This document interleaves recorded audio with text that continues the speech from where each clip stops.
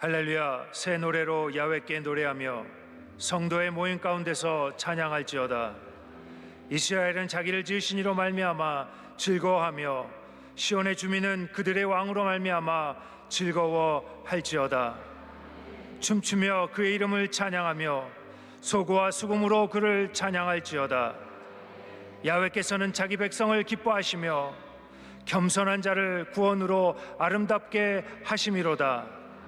성도들은 영광 중에 즐거워하며 그들의 침상에서 기쁨으로 노래할지어다. 아멘.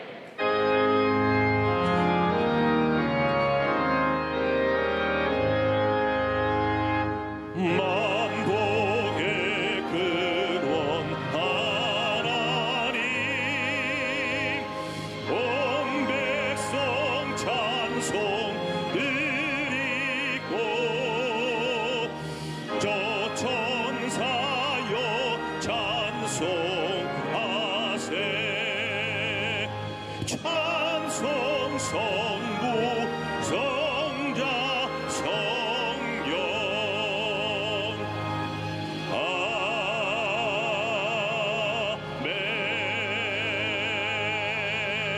아멘. 전능하사 천지를 만드신 하나님 아버지를 내가 믿사오며 그 외아들 우리 주 예수 그리스도를 믿사오니 이는 성령으로 잉태하사 동정녀 마리아에게 나시고 본디오 빌라도에게 고난을 받으사 십자가에 못 박혀 죽으시고 장사한 지 사흘 만에 죽은 자 가운데서 다시 살아나시며 하늘에 오르사 전능하신 하나님 우편에 앉아 계시다가 저리로서 산자와 죽은 자를 심판하러 오시리라.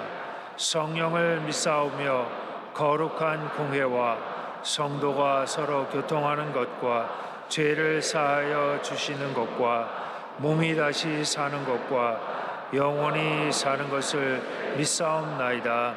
아멘.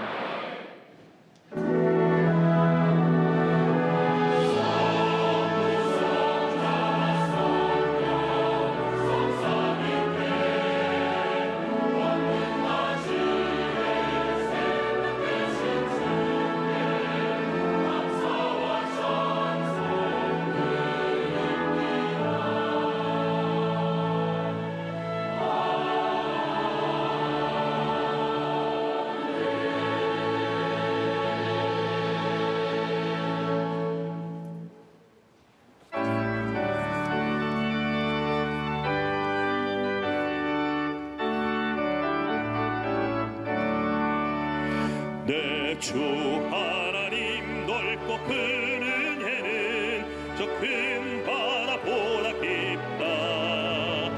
너 곧 밧줄을 끌어 깊은 데로 저 한가운데 가보라. 언덕을 떠나서 장파에 배 띄워 내 주 예수 은혜의 바다로 내 맘껏 쳐가라. 왜 너 인생은 언제나 거기서 저 큰 바다 물결 보고 그 밑 모르는 깊은 바닷속을 한번 헤아려 한보라. 언덕을 떠나서 장파에 배 띄워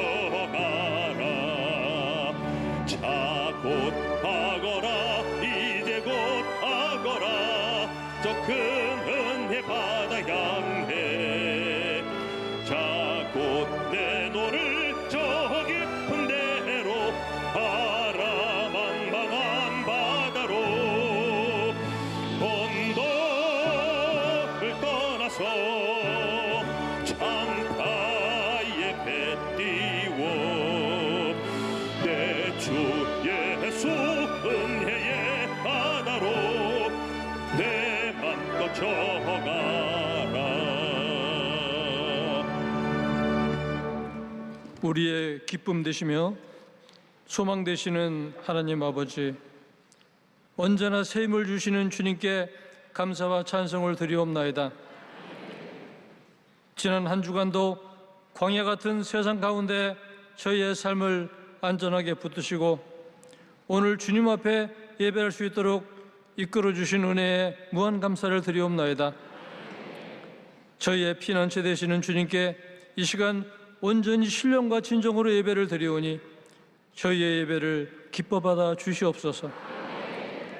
사랑의 주님, 저희들은 지난 주간도 주님의 말씀대로 살지 못하여 떳떳하게 주님을 뵐 수 없는 저희들입니다. 이 시간 저희의 허물을 고백하고 회개하오니 용서하시고 주님의 선하심 안에서 힘을 얻도록 인도해 주옵소서. 우리나라와 민족을 사랑하시는 주님, 우리나라가 광복 74주년이 되었으나 아직도 지구상의 유일한 분단 국가로 핵과 전쟁의 위험 속에 살고 있습니다. 또한 주변 강대국들의 각축과 치열한 경제 전쟁 중에 있습니다. 우리 민족의 앞날을 주님께 맡기오니 저희에게 지혜를 주시사 한반도의 평화가 정착되게 하여 주시고 저희가 주님의 은혜와 방패로 안위를 받으며 살아가게 하여 주시옵소서.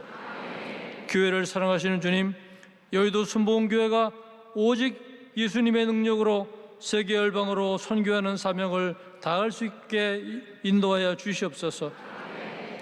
저희들에게 지혜와 능력을 더하여 주옵시고 성령 안에서 교회가 하나 되게 하옵시고 우리 모두가 세상을 주님의 빛으로 인도하는 성령의 사람들, 믿음의 사람들, 기도의 사람들이 되게 하여 주옵소서. 원로 목사님과 당회장 목사님에게 강건함과 신령함을 더하여 주옵시고 국내외 선교사에게 기름 부음이 넘치게 하여 주옵소서. 이 시간 단위에 세우신 원로 목사님을 주님의 능력이 팔로 붙잡아 주옵시고 선포하시는 말씀을 통하여 모든 근심과 염려가 다 물러가고 평안과 기쁨이 넘치게 하여 주옵소서. 아름다운 찬양으로 주님께 영광 돌리는 나사렛 찬양대의 찬양을 통하여 영광받아 주옵시고 주님을 위해 헌신 봉사하는 모든 손길을 기쁘게 받아 주옵소서. 우리 민족의 주인이신 예수님 이름으로 기도하옵나이다.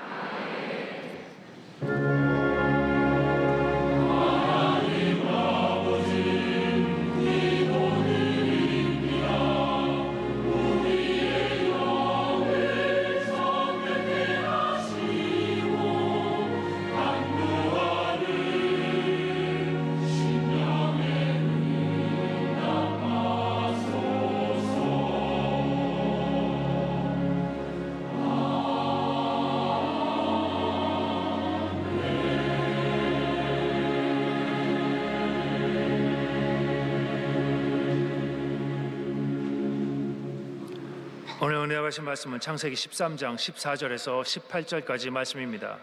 창세기 13장 14절에서 18절까지 말씀을 다 같이 봉독하겠습니다. 롯이 아브라함을 떠난 후에 야훼께서 아브라함에게 이르시되 너는 눈을 들어 너 있는 곳에서 북쪽과 남쪽 그리고 동쪽과 서쪽을 바라보라. 보이는 땅을 내가 너와 내 자손에게 주리니 영원히 이르리라.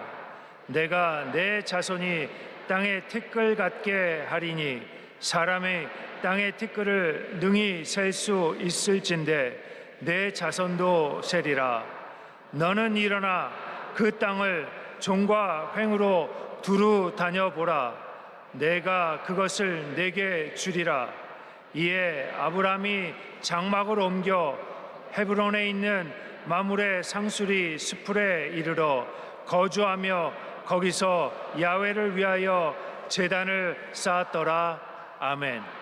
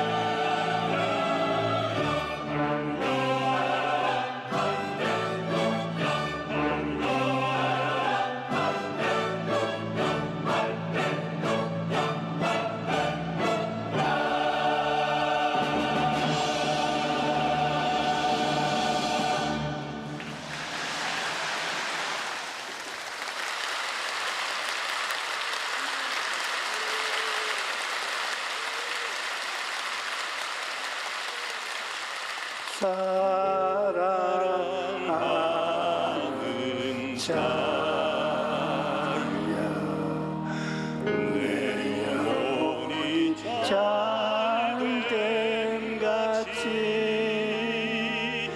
내가 범사에 잘되고 강건하기를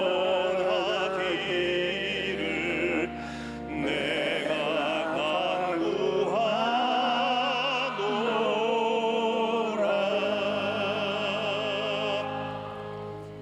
오늘날 우리가 사는 이 지구에는 고난의 풍파에 부딪힌 사람들이 무수히 많습니다. 이 땅에 태어난 사람치고 고난을 겪지 않는 인생은 없습니다. 아담과 하와가 죄를 짓고 하나님을 반역한 이후로 인간은 가는 곳마다 가시덤불을 헤치면서 살아야 되고 은근길을 밟으면서 살아야 되는 것입니다. 그런데 고난을 당한 사람이 낙심하고 좌절하고 절망하게 되는 것은 고난을 당했을 때 의지할 대상이 없다는 것입니다. 산과 바다도 의지할 대상이 되지 못하고 사람과 물질도 평안을 주지 못합니다. 그러나 여러분과 저는 고난을 당할 때 절망할 필요가 전혀 없습니다. 왜냐하면 우리에게는 의지할 대상이 있기 때문입니다. 우리는 언제든지 좋으신 하나님, 전능하신 하나님 앞에 나아가서 그의 도우심을 요청할 수 있는 것입니다. 예레미야 17장 7절로 8절에 그러나 무릇 야훼를 의지하며 야훼를 의뢰하는 그 사람은 복을 받을 것이야. 그는 물가에 심어진 나무가 그 뿌리를 강변에 뻗치고 더위가 올지라도 두려워하지 아니하며 그 잎이 청청하며 가문한 해에도 걱정이 없고 결실이 그치지 아니함 같으니라고 말씀합니다. 시편 20편 7절에 어떤 사람은 병거, 어떤 사람은 말을 의지하나 우리는 야훼 우리 하나님의 이름을 자랑하리라고 말씀하십니다. 하나님은 의지하는 사람은 어떠한 경우에도 실패하거나 망하지 않습니다. 어떤 고난을 당했을지라도 여러분은 혼자가 아닙니다. 하나님께서 여러분과 함께 하시기 때문에 언제든지 하나님의 도우심을 얻을 수가 있습니다. 그러므로 여러분 고난을 당했을 때 낙심하지 마십시오. 하나님께 기도하십시오. 창조주 하나님께서는 여러분의 문제를 얼마든지 해결해 주실 수가 있습니다. 하나님께서는 수고하고 무거운 짐진 자들아 다 내게로 오라. 내가 너를 쉬게 하리라. 너는 내가 부르짖으라. 내가 내게 응답하겠고 내가 알지 못하는 크고 비밀한 일을 내게 보이리라고 말씀하십니다. 어떤 문제를 만나든지 하나님께 기도하면 하나님께서 친히 응답해 주시는 것입니다. 그러면 어떻게 기도해야 하나님의 응답을 받을 수 있을까요? 오늘 우리는 믿음의 조상 아브라함을 통해서 기도 응답의 비결을 알아보고자 하는 것입니다. 아브라함은 나이 75세 하나님의 말씀에 순종하여 고향과 친척과 아버지의 집을 떠났습니다. 하나님께서는 아브라함이 고향을 떠날 때 이미 가나안 땅을 주시겠다고 약속하셨습니다. 그럼에도 불구하고 아브라함이 실제로 가나안 땅을 얻기 위해서 바라봄의 법칙을 사용해야만 했습니다. 창세기 13장 14절로 15절을 보면 롯이 아브라함을 떠난 후에 야훼께서 아브라함에게 이르시되 너는 눈을 들어 너 있는 곳에서 북쪽과 남쪽 그리고 동쪽과 서쪽을 바라보라. 보이는 땅을 내가 너와 내 자손에게 주리니 영원히 이르리라고 말씀하셨습니다. 그러므로 여러분 소유가 먼저 오는 것이 아닙니다. 먼저 그 땅을 바라본 후에 그 땅을 소유하게 된다고 말씀하신 것입니다. 아브라함은 육신의 눈과 마음의 눈을 함께하여 가나안 땅을 바라보아야 했던 것입니다. 하나님께서는 분명하게 내 눈을 떠서 들어 동서남북을 바라보라. 보이는 땅을 내가 너와 내 자손에게 주리라고 말씀하신 것입니다. 아브라함이 아무리 하나님의 약속을 받았다고 할지라도 바라봄의 법칙을 사용하지 않으면 그것을 소유할 수가 없습니다. 하나님께서는 아브라함에게 자손을 줄 때에도 바라봄의 법칙을 사용하게 하셨습니다. 하나님께서는 아브라함이 고향을 떠나 올 때 이미 자손을 주겠다고 약속하셨습니다. 창세기 12장 2절에 내가 너로 큰 민족을 이루고 내게 복을 주어 내 이름을 장대케 하리니 너는 복이 될지라고 말했습니다. 그러나 자손을 주겠다는 약속을 받았음에도 불구하고 그 약속이 이루어지기 전에 아브라함은 바라봄의 법칙을 사용해야만 했습니다. 창세기 15장 5절로 6절에 보면 그를 이끌고 밖으로 나가 이르시되 하늘을 우러러 뭇 별을 셀 수 있나 보라. 또 그에게 이르시되 내 자손이 이와 같으리라. 아브라함이 야훼를 믿으니 야훼께서 이를 그의 의로 여기시고 라고 말씀하시는 것입니다. 여러분, 막연하게 약속을 가슴에 품고 있다고 해서 이루어지는 것이 아닙니다. 아브라함은 바라봄의 법칙을 사용하여 하늘에 있는 무수한 별들을 헤아렸습니다. 헤아리고 또 헤아리고 헤아렸습니다. 그러자 아브라함의 마음속에 하나님의 약속에 대한 믿음이 생겨났던 것입니다. 그래서 아브라함은 하나님의 말씀을 확실하게 믿었고 그 믿은 대로 나이 100세 90살이 된 아내를 통해서 이삭이라는 아들을 얻게 된 것입니다. 우리도 마찬가지입니다. 하나님의 약속을 받고도 그 마음속에 믿음이 생기지 않아서 아브라함처럼 의심하고 불안한 마음을 가지고 있는 사람들이 많이 있습니다. 하나님께서는 이런 사람들에게 믿음을 가질 수 있는 방법을 가르쳐 주셨는데 그것이 바로 바라봄의 법칙인 것입니다. 그렇다면 오늘날 우리는 무엇을 바라보아야 할까요? 우리가 바라보아야 할 것은 바로 예수님의 십자가인 것입니다. 우리는 십자가를 바라보고 기도해야 합니다. 예수님께서는 모세가 광야에서 뱀을 든 것 같이 인자도 들려야 하리니 그를 믿는 자마다 영생을 얻게 하려 하심이라고 말씀하셨습니다.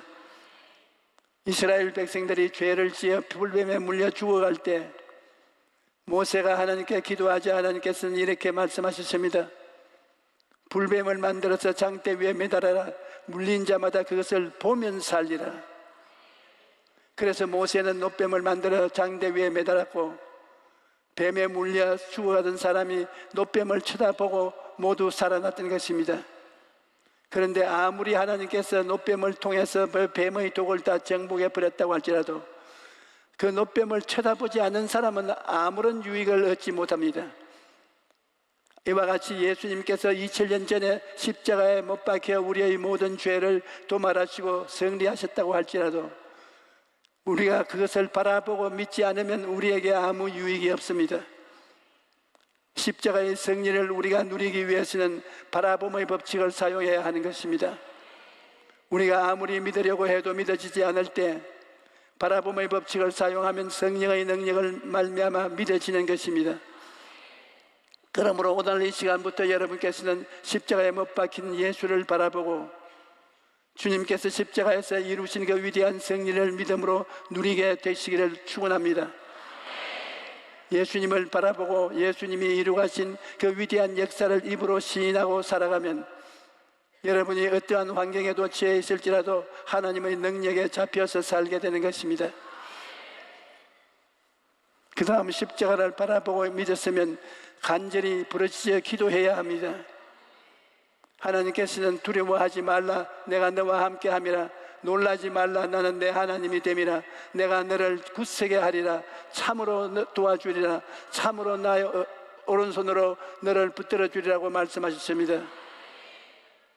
그러므로 아무리 환경이 어려워도 원망과 불평을 내려놓고 뜨거운 마음으로 여러분의 마음에 평안이 올 때까지 기도하십시오. 제가 지금도 폐에 간증이 있는데 어느 가난한 가정에서 그 어머님이 중풍으로 쓰러졌는데 말도 못하고 몸도 움직이지 못하고 눈만 깜빡깜빡해요. 정신을 쓸 수가 없었습니다. 그런데 돈이 없어서 아픈 어머니를 병원에 입원시킬 수도 없었습니다. 그래서 그 아들 부부가 어머니를 들것에 싣고 저희 사무실로 찾아왔습니다. 그래서 제가 그 할머니에게 말했습니다. 할머니, 예수 그리스도는 어제나 오늘이나 영원토록 동일하시기 때문에 제가 채찍에 맞음으로 할머니는 나음을 얻었습니다. 이미 2000년 전에 고침을 받았기 때문에 이 병은 불법인 것입니다. 병은 하나님의 뜻이 아닙니다. 마음속에 내가 완전히 나아서 건강하게 되었다는 그런 꿈을 품으십시오. 그리고 난 다음에 제가 그 할머니에게 안수하고 간절히 기도드렸습니다. 간절히 기도하고 난 다음에 내 속으로는 믿져야 본전이라고 생각하고, 나사렛 예수 이름으로 명하노라, 일어나라. 그러니까 진짜로 부지시 일어나 죽어버려.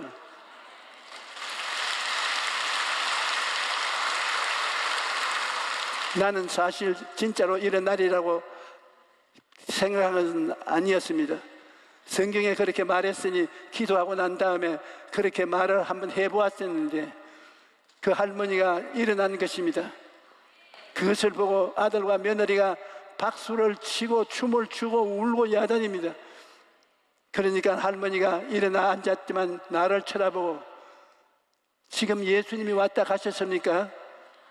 그래서 제가 왜 그러시냐고 하니, 그 할머니가 하는 말이, 예수님이 왔다 안 가고는 내가 이렇게 중풍이 되어서 말도 못하고 일어나고 이렇게 말도 합니까? 그래서 제가 예수님이 왔다 가신 것이 틀림없습니다. 예수님이 오셔서 당신을 살리신 것입니다. 그렇게 말했는데, 그때 제가 하나님은 참으로 살아계신다라는 것을 마음속에 깊이 느꼈던 것입니다. 그러므로 여러분, 어떤 상황에서든지 원망하고 불평하는 대신에 믿고 기도하십시오. 기도하고 또 기도하고 간절히 부르짖어 기도하십시오. 하나님이 응답하시는 기도는 뜨거운 소원을 가지고 간절하게 기도하는 것입니다. 그런 냉랭한 마음으로 남의 일보듯 하는 기도는 간구가 아닙니다. 여러분, 자기 집에 불이 나면 어떻게 합니까? 이리 뛰고 저리 뛰고 우물물이라도 길어서 불을 끄려고 애쓰지 않습니까? 자식을 잃어버린 부모가 얼마나 안타깝게 부르짖습니까?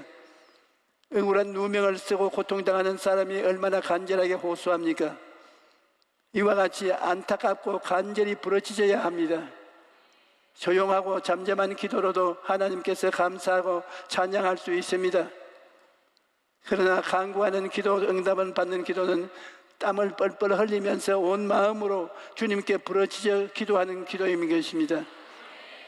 이렇게 뜨거운 열정으로 부르짖어 온 마음으로 기도할 때 하나님의 응답을 받는 것입니다. 셋째로, 우리가 하나님의 은총을 받기 위해서는 감사하는 것을 배우고 훈련하고, 그리고 항상 관심을 가지고 감사하는 삶을 살아야 되는 것입니다. 여러분, 우리가 하나님께로 드리는 감사는 가장 창조적인 언어입니다. 왜냐하면 시편 50편 23절에 감사로 제사를 드리는 자가 나를 영화롭게 하나니 그 행위를 옳게 하는 자에게 내가 하나님의 구원을 보이리라고 말씀합니다. 우리가 하나님께 감사를 드릴 때 하나님께서 우리를 구원하시고 우리 삶의 변화와 창조의 역사를 행하시는 것입니다. 그러므로 우리는 감사를 통해 삶의 변화와 창조를 가져올 수 있습니다. 오늘날 이 세상에는 원망과 불평과 탄식이 가득합니다. 여러분께서 어느 곳에 가시든지 두세 사람만 모인 데 가보십시오. 원망과 불평과 탄식 이야기를 듣게 될 것입니다. 아담과 하와의 범죄 이후 그 후손들은 태어날 때부터 원망과 불평을 하도록 만들어진 것입니다. 그런데 여러분, 원망과 불평은 마귀의 작전 1호인 것입니다. 원망하고 불평하면 마귀의 작전에 넘어가는 것입니다. 우리의 삶은 원망과 불평이냐 감사냐 찬송이냐 매일매일 영적 전쟁을 하고 있는 것입니다. 이 전쟁에 지면 낭패를 당하고 전쟁에 이기면 축복을 받는 것입니다. 그러므로 우리 마음속에 원망하고 불평하고 싶은 유혹이 다가올 때 이를 대적하고 물리쳐야 하는 것입니다. 여러분, 마귀는 언제든지 사람들의 마음속에 원망과 불평을 심어서 그 결과로 삶을 도적질하고 죽이고 멸망시키는 일을 합니다. 이러므로 원망과 불평이 들어올 때 그대로 내버려 두지 말고 예수 이름으로 내어 쫓아야만 하는 것입니다. 여름철에 모기가 여러분의 몸에 앉으면 어떻게 합니까? 모기님, 제발 내 몸에서 피를 조금만 빨아먹고 떠나주십시오.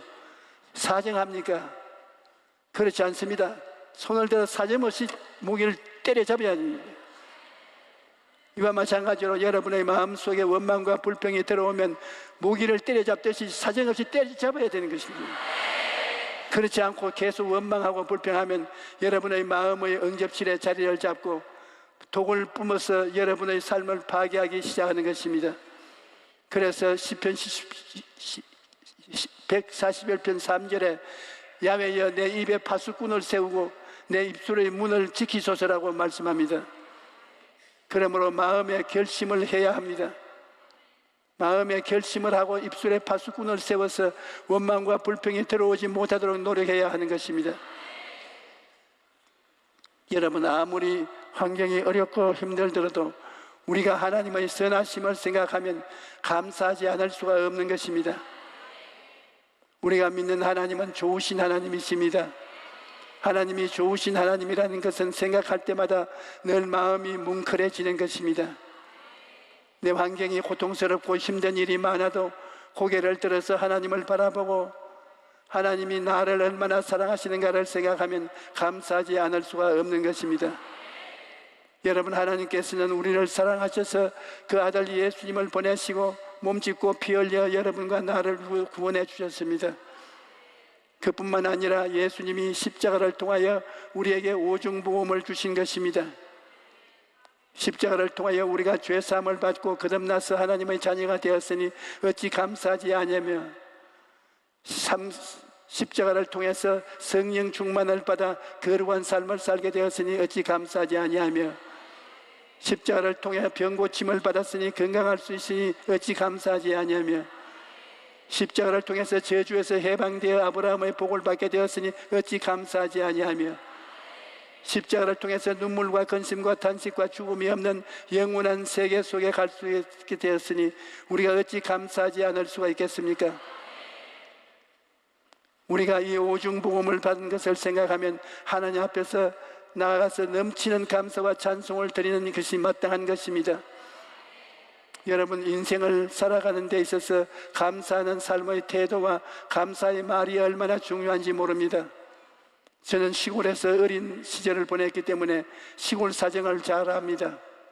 여름철 해가 뉘엿뉘엿 지갈 때 집 뒷뜰이나 울타리에 가면 거미가 열심히 줄을 내어서 집을 짓고 있습니다. 거미가 부지런히 집을 짓고 난 다음에 그 집 가운데 들어 앉아서 사는 것입니다. 우리도 인생의 집을 짓고 사는데 우리는 삶의 태도와 입술의 말을 통해서 인생의 집을 짓고 있는 것입니다. 어떤 사람은 감사하는 삶의 태도와 은혜를 통해서 행복이라는 집을 짓고, 어떤 사람은 원망과 불평과 탄식과 부정적인 생각을 가지고 불행이라는 집을 짓습니다. 오늘날 우리가 소위 말하는 행복한 사람이다, 불행한 사람이다, 이러한 것은 우리 스스로가 만들어내는 것입니다. 우리의 삶의 태도와 자세, 입술의 말, 이러한 것들이 행복을 창조하는 것입니다. 그러므로 우리는 늘 감사하는 삶을 살아가야 합니다. 사람들은 눈앞에 있는 것만 보고 결론을 내립니다. 그래서 당장 눈앞에 보이는 환경이 좋지 않으면 낙심하고 절망하고 원망하고 불평하는 것입니다. 그러나 하나님을 믿는 사람은 어떤 환경에서든지 감사하는 일입니다. 왜냐하면 우리는 로마서 8장 28절에 우리가 알거니와 하나님을 사랑하는 자 곧 그의 뜻대로 부르심을 입은 자들에게는 모든 것이 합력하여 선을 이루느니라. 우리는 이 말씀을 믿기 때문에 좋은 것은 좋아서 좋고 좋지 않은 것은 좋게 될 것이므로 항상 감사할 수 있는 것입니다. 여러분, 눈앞의 현실만 바라보고 절망해서는 안 됩니다. 환경이 어둡다고 절망적이라 할지라도 우리의 삶을 다스리시는 하나님을 바라보아야 합니다. 모든 문제를 하나님께 맡기고 감사해야 할 것입니다. 여러분, 과거도 현재도 미래도 여러분 마음대로 할 수는 없습니다. 하나님께 내가 맡기고 믿음으로 감사하면서 나아갈 때 어둡고 캄캄하고 절망적인 환경이 아름답고 위대한 결과를 가져오는 것입니다. 시편 50편 23절에 감사로 제사를 드리는 자가 나를 영화롭게 하느니 그 행위를 옳게 하는 자에게 내가 하나님의 구원을 보이리라고 말씀하십니다. 원망과 불평은 마귀의 우리 마음 문을 열고 우리를 점령하게 하는 열쇠를 주는 것입니다. 그러나 감사와 찬송은 하나님의 능력과 구원과 은혜를 받는 열쇠인 것입니다. 넷째로, 기도할 때는 응답이 올 때까지 포기하지 말고 끝까지 기도해야 합니다. 하나님께서는 응답하시는 기도는 인내하며 기도하는 것입니다. 한번 시작했으면 낙심하지 않고 하나님의 응답이 올 때까지 끝까지 부르짖어 외치는 것입니다. 한두 번 기도하고 안 된다고 포기하지 마십시오. 목표를 정하고 집중적으로 기도하고 하나님께 뜨거운 마음으로 간절히 기도하고 끊임없이 기도하며 인내해야 합니다. 10년이 걸려도 낙심하지 마십시오. 20년, 30년, 40년 기도해서 응답받는 기도도 있습니다. 그렇기 때문에 낙심하지 말고 계속해서 부르짖어야 하는 것입니다. 기도의 응답은 하나님의 능력이 나타나서 살아계신 하나님을 만나는 체험이 됩니다. 설교를 들으면 마음속으로 깨닫고 은혜를 받지만 기도의 응답을 받으면 야, 하나님이 정말 살아계시는구나, 그런 확신을 갖게 되고 삶에 큰 변화가 다가오는 것입니다.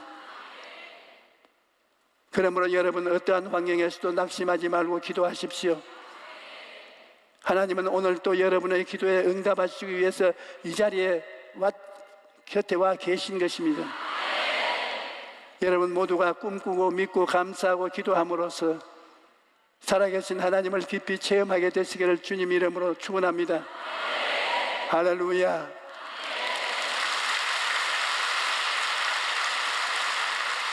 우리 찬송가 309장 목마른 내 영혼 찬송하십시다.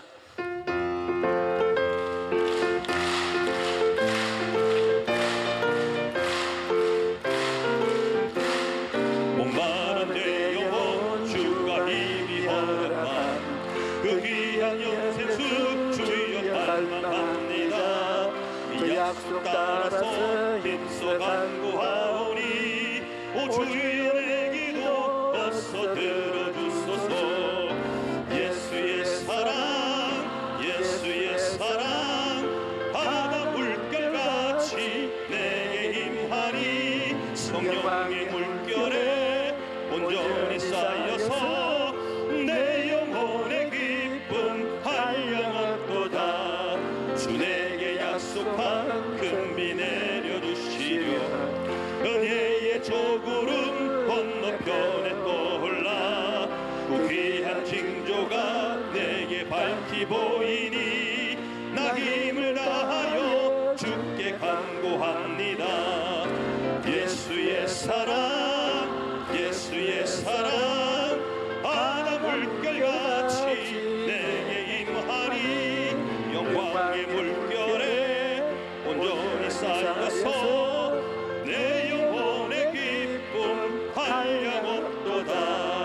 은혜의 소낙비 지금 흡족히 내려 구원의 큰 강물 흘러차고 넘쳐서 내 추한 모든 죄 모두 씻어버리니 나 희금 은혜를 충만하게 받았네.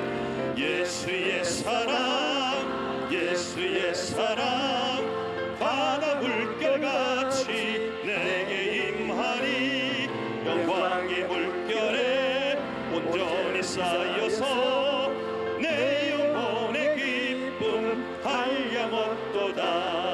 그 차고 넘치는 주의 은혜의 물결 힘차게 밀려와 내게 만족합니다.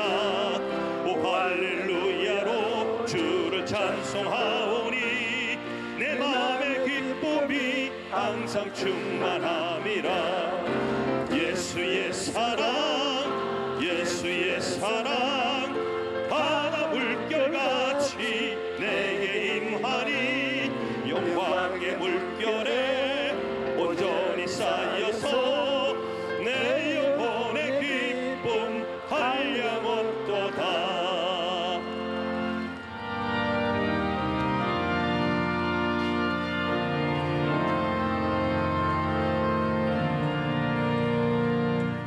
아멘.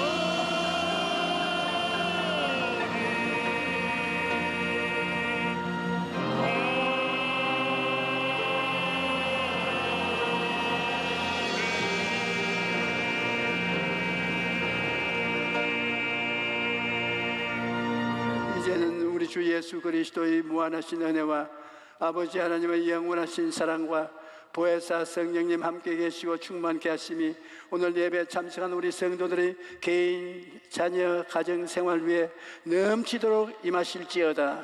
아멘.